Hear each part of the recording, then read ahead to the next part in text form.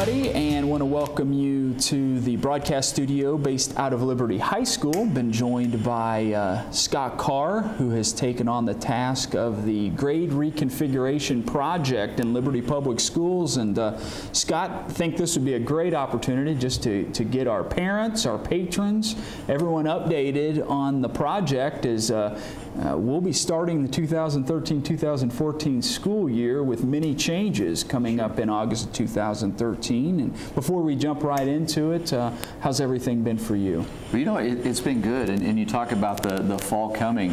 When I stepped out of the role as principal at Liberty Junior High in order to do this project, the fall of 2013 seemed a long ways away, and now all of a sudden it's months away. And you know, and I feel good about where we're at with the project. I feel good about what we've accomplished, and it's been a great experience. And so we're looking forward to kind of sharing with people, and I appreciate the opportunity to do this. You know, a lot of the work that we do tends to be behind the scenes, and so I think it's good for everybody to kind of be updated and to know where we're at, what we're working on, what they can expect in the upcoming months, and definitely what they can expect leading into the fall. Before we talk maybe about some of the specifics of this project, why don't you maybe just take a minute or two and reset this whole thing for maybe people out there going, sure, what exactly are they even talking about? What are they doing? Maybe just take a moment to do that before we start to break down some of the things that have been accomplished thus far. You bet. And people ask me all the time, what am I talking about? So I'm used to that. But obviously, about a year ago, we began to analyze how we're using our current facilities and looking at the student growth. One of the great strengths of Liberty as a community is that it's constantly growing. It's a healthy community, but that also creates a challenge for a school district. And so we wanted to look at how can we best utilize our physical resources, and one way to do that was to reconfigure the middle level grades. Currently, we have 2 middle schools at 6-7, 2 junior highs at 8-9, and of course our high schools are 10-12. And so what we decided is that our most efficient process would be to move the 9th graders up to the high school level, make a more traditional 9 through 12 high school, which is what the majority of high schools in the area and across the country are, and take the remaining 3 grades, 6, 7, and 8, and redistribute them across four buildings. And so beginning back last year, we began to look at everything from boundaries, which had to be adjusted, to start and end times, and just those different logistical pieces. And so that has been the process throughout this, is to constantly gain community input. We've done a lot of community forums, community coffees.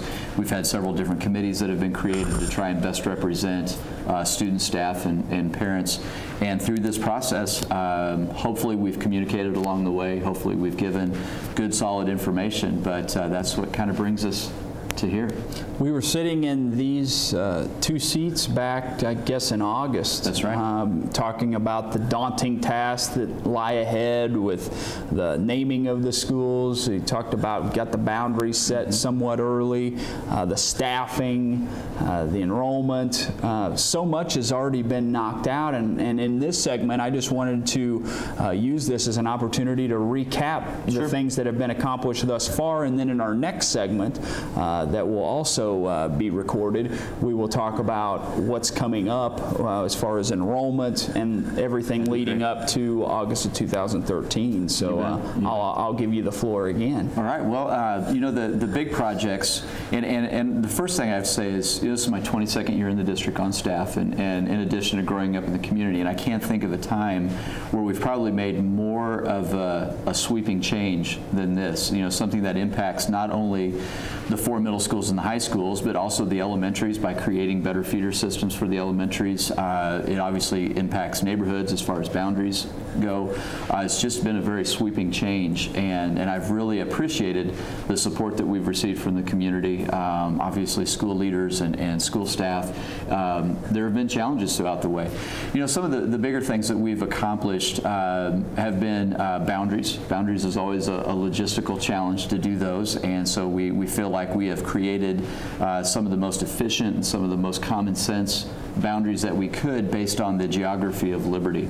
And so probably one of the biggest benefits of what we've been able to do is 6th through 12th grade is now a feeder system. So the middle school that you go to decides what high school you go to. You know, currently the 2 junior highs are split between the high schools, and that causes different issues with the freshmen.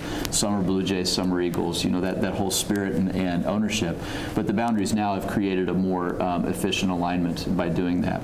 And obviously in changing boundaries and in changing configuration of buildings and sizes of buildings, you also end up changing start and end times. And so back in June, the school board approved a new set of start and end times. And all of these boundaries and start and end times can be found on the Liberty District website under the configuration tab. So if you haven't seen that, I would strongly recommend going there just so you can see this stuff in text form. So we did boundary changes, we've done start and end times, and then most recently were the name changes. We have Liberty Junior High and South Valley Junior High, but next year we won't have junior highs anymore. So we had to come up with a way of naming those into middle schools.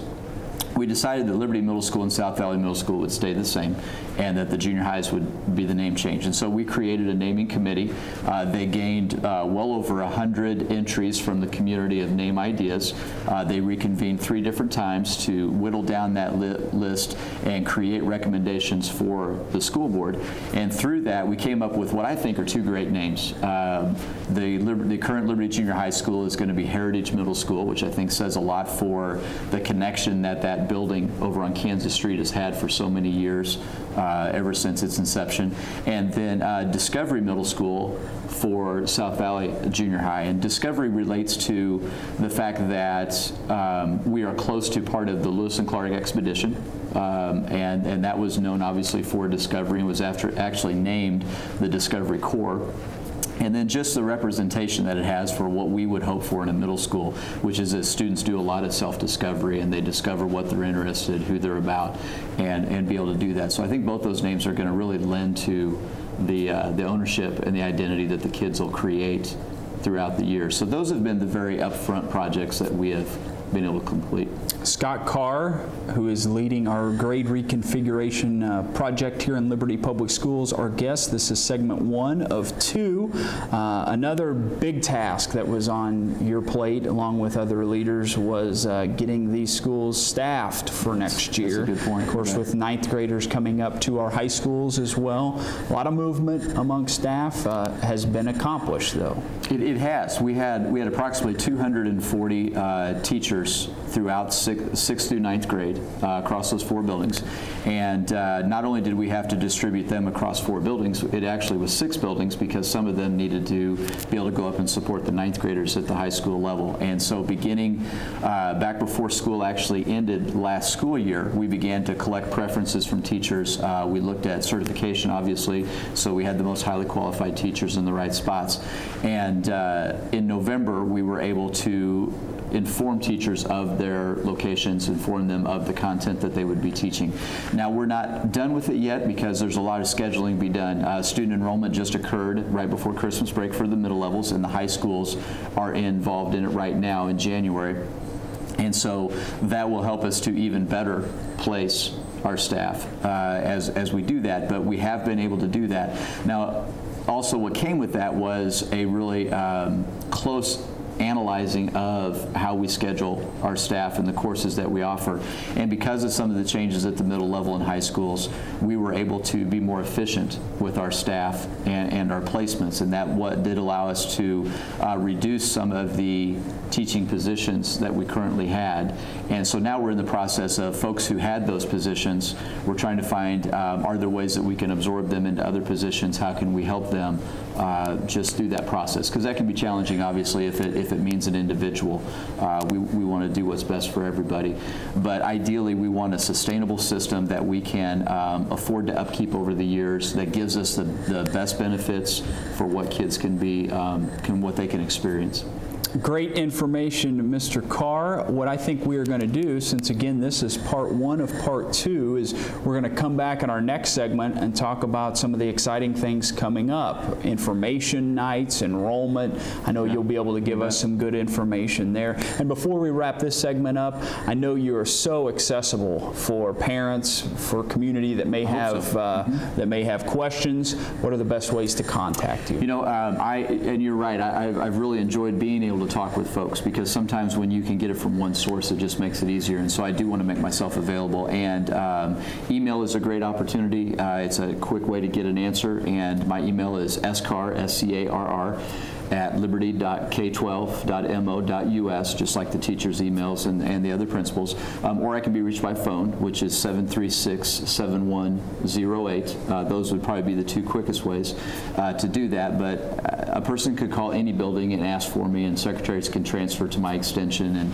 And I love to have that opportunity to talk with folks. And as mentioned earlier in this interview, if you would like to find out more detailed information, visit the OPS District website, www.liberty.k12.mo.us.